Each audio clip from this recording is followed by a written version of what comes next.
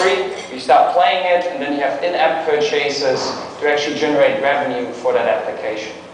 Now, to do that effectively, though, you need to understand your customers and users a little bit better. You don't want to have in-app purchases that don't make sense for them. You don't want to have in-app purchases that are too expensive or doesn't work well with the user. A good example earlier when we talked about A/B testing services, when should we choose which price? The magic ones of Rugia, for example, was one example of why you want to look at the analytic part.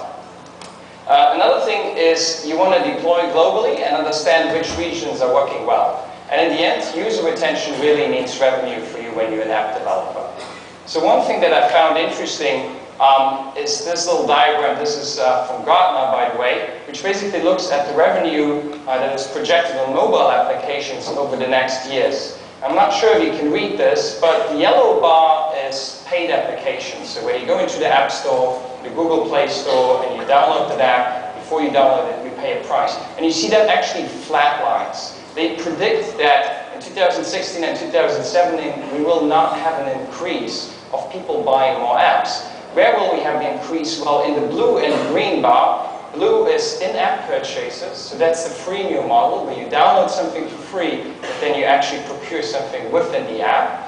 And also the ads, the green top bar here, which again is targeted ads within the applications itself. So you'll see that one part which becomes really important is to understand your user a little bit better to actually generate a lot of revenue on it. Because